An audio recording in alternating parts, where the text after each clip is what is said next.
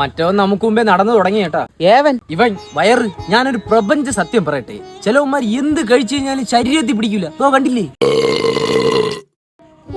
ഞാനൊക്കെ അകത്തിന്ന് പറഞ്ഞ തുപ്പൽ വിഴിഞ്ഞാ പോലെ ചുമ്മാ അങ്ങ് വെയിറ്റ് കൂടെയാണ്. എന്നാലും 24 മണിക്കൂർ നമ്മളോട് നടന്ന് പൊളന്ന് നിന്നിട്ട് ഇപ്പൊ മാത്രം എന്താ വണ്ണം വെക്കാത്ത? അതാണ് എന്റെയും ചോദ്യം. ഒന്ന് എന്നിട്ട് ശരീരത്തിൽ പിടിക്കുന്നില്ല. ഡോക്ടറിനെ കാണിച്ചപ്പോ ഡോക്ടർ പറയണ കാര്യമായിട്ടൊന്നും തിന്നാത്ത പ്രശ്നമാണ്.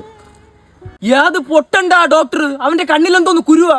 ഇപ്പൊ തന്നെ ഒരു ഫുൾ ബേക്കറി കയറ്റിക്കൊണ്ടല്ലേ ഇരിക്കണേ. കണ്ണ് വയ്ക്കല്ലേ ബ്രോ, വീട്ടിൽ പോയിട്ട് ചോറും മീനും തിന്നാളെ. എന്റെ അപ്പോ ആനേരെ തീറ്റിയും കുഴിയാനേരെ സൈസും. ഇവന്റെയൊക്കെ ഭാഗ്യമാണ് ഭാഗ്യം.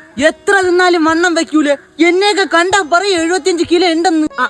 നിന്റെ ചന്തി തന്നെ ഉണ്ടല്ലോടാ 25-25.5 കിലോ. എന്നാൽ ഇവൻ തിന്നുന്നത് എവിടെയായിരിക്കും പോണത്? ബാത്റൂമിലല്ലേ? അല്ലേ? നമ്മളൊക്കെ പിന്നെ റിസർവ് ബാങ്കിന്റെ ലോക്കറിലാണല്ലോ ഉണക്കി സൂക്ഷിച്ചിരിക്കുന്നേ.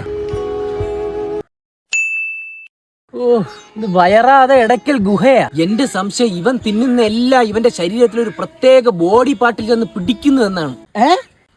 ഞാൻ ഉദ്ദേശിച്ച മുടി. അല്ല, നീ എന്ത് ഉദ്ദേശിച്ചേ? പറ. ഇല്ല.